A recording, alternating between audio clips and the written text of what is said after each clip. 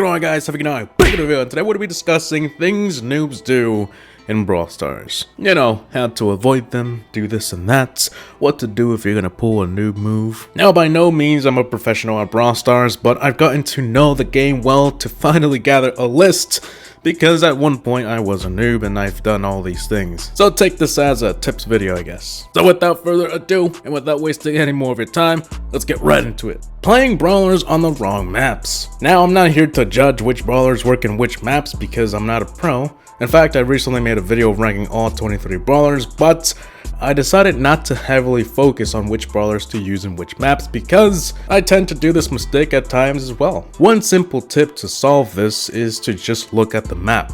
When you're going to play a game mode, you can tap the information icon and it shows you the map, the obstacles, the grass, the spawns. I recommend you to always check the map before choosing a brawler because some brawlers just plain suck on some maps and some do well. Stay close together as a team. I often see this in pretty much every game mode, and I have to say it's one of the most common things people do. I don't blame them because it's easy to forget, but don't worry, everyone does at some point, and sometimes you don't even realize you're doing it. And if you're in Bounty, it just gets worse. Since the goal of Bounty is to just take out everybody, the enemy team is gonna have a really high score because instead of just trying to separate yourselves, you're all together, and like I said, the goal is to just take out everybody, so it's gonna be easy to take out everybody. This goes for every game mode, even Showdown. I know you're only two people, but you don't want the enemy to be able to hit both of you at the same time, so try and keep a little distance.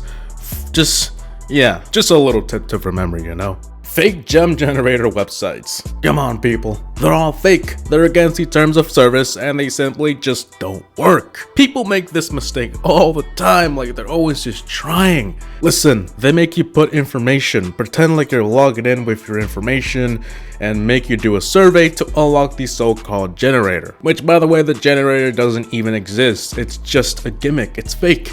It does literally nothing but show you numbers to pretend like it's giving you gems. It makes you believe once you waste time on surveys, you'll get access to the free unlimited gems. The reality is, it's not gonna work. It doesn't matter if you saw it on a YouTube video, your friends do it, your coworker, it's all fake. Not taking care of your gems when you're the gem carrier. Being the gem carrier and gem grab and running around like you have no gems is probably one of the worst things you can do to you and your team because you're the gem carrier, okay? You're supposed to hold the gems, protect them, run away when there's action going on. Keep your distance, because you're the gem carrier. Now, of course, if you need to defend yourself, go ahead. There's gonna be times where you just can't defend them yourself, and you know, at least you tried, right? But some people just don't care that they have all the gems, and they're out there in the middle of the map, like, just firing everywhere, basically screaming, "Come get me!" This is why it's better to play with friends and gem grab, because you can discuss who's going to be the gem carrier. But with playing with randoms, there's no communication. You can't decide who's the gem carrier because you're sort of confused. Is he the gem carrier? Is he the gem carrier? So everyone's just holding the gems and running around because they don't know who's the gem carrier. So yeah, if you're choosing to be the gem carrier, be the gem carrier. Using your super whenever it's available. I'm not going to be that person to tell you what to do, but people, it's called a super for a reason, because it's super. You only get to use it a few times during the game. I know it's a temptation to click that button, especially if it's just right there. It's big, it's yellow, orange, whatever. You just want to click it, right? But don't do it. You might want to save that for when you actually need it, for the close calls, for the times you can dodge a bullet. You think it makes sense if somebody used Piper Super to just get somewhere because they didn't want to walk there? No, it might seem convenient, it might seem faster, but the moment you have a little bit of HP left, the moment you need your super, you won't have it because you decided to use it for no apparent reason. This applies to pretty much all supers, especially the ones that take a long time like Crow and Jean. If you've used Jean or Face One, you know for a fact that it has to be played right, or else you're just wasting it. You don't see everyone spamming their super when using Jean, right? Why is that? Well, it doesn't work. You just can't spam it because it won't work. You play it wrong, you lose it, and that's it. Running it to the gas for a power cube. Alright, to be clear here, if the cube is right there, go get it, okay? Just go on, go get it. But some people walk across the map for one power cube. Like, what are you doing? You won't make it over there unless you're primo or something. But trust me, it's not even worth going into the distance inside the clouds for 1 or 2 power cubes. Or they're not clouds, but poison, whatever. But you know what I mean. And sometimes you gotta be aware you might not even make it there in the first place. So like I said, if it's right there, close to you, go get it. But if it's pretty far, don't risk it. Spamming all 3 shots to kill someone. I used to do this one a lot, but it takes some time to practice and to get rid of that habit. You should aim, try and make your shots instead of spamming, because in reality, using all 3 of your available attacks won't exactly take out an enemy.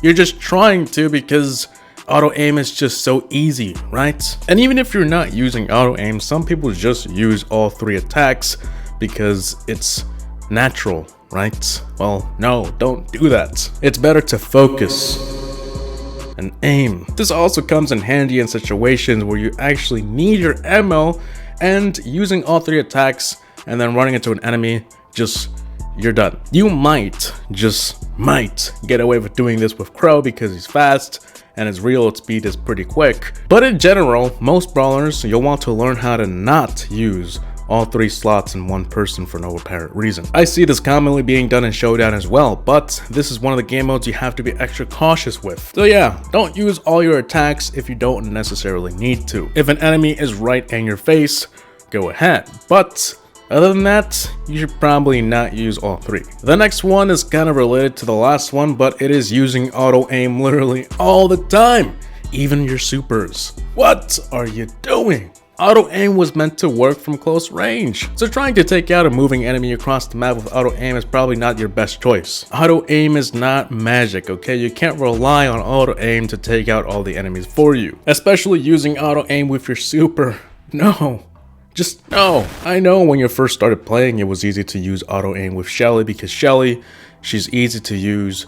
You can auto aim the entire match and you're just good to go, but that's a habit you should probably not get used to. We have probably all been there at one point, but auto aim, like I said, is not reliable. You should just not use it entirely unless an enemy is right next to you. You know, that's what it's meant to be for. And even sometimes that won't work either. So yeah, just try and ease off the auto aim. Thinking you're invincible with a tank. Listen, just because you have Primo or Bull, it doesn't mean go out in the field yelling for attention. Most brawlers can defeat any tank with the regular 3 shots. It isn't that hard, especially if you're Frank. That takes a million years to attack someone. It's easy to take out Frank, okay? You are not invincible. I see this mistake all the time in Bounty. Tanks are just running around trying to take out enemies, and since Bounty, the goal is to just take out everyone, tanks are always running around in Bounty and they're always getting killed because they can't make it to their target in time. And most tanky brawlers usually have a low range, so running across the map is probably not a good idea. Sure, it's easier to take out a Shelly running around, but it's not much harder to take out a Bull coming at you, since he can't exactly attack you unless he's close enough or has a super. He might just die before ever making contact with you. So if you're running a tank, play as you normally would with all brawlers. Just keep your distance, only run out the field when you need to. You know, you're not invincible, you're not Hulk, okay? Giving away your location when you and your teammates are trying to hide on the bush. Now I know hiding in the bush is not the most professional thing to do in Brawl Stars, but when you need to do it, you need to do it. And it doesn't matter who you are, we all do it. Sometimes it's the best thing you can do. But then there's just one dude shooting at the bush like, yo, we're right here. Don't be that guy in a team. Grass only serves one purpose, and that's to hide. But the minute your teammate starts shooting, or you've already gave your location away. They already know where you are. So yeah, if your team is trying to sneak up on someone or hide, don't be that person, okay? So guys, I think that should be it for 10 things only noobs do in Brawl Stars. Let me know what you guys think about this list down below, and also leave your ideas if you want to maybe see a part 2. I can probably do that. And yeah, I think that should be it. So I really hope you guys enjoyed. Please like, comment, and subscribe. And as always, thanks for watching. Havoc Gaming out. Peace.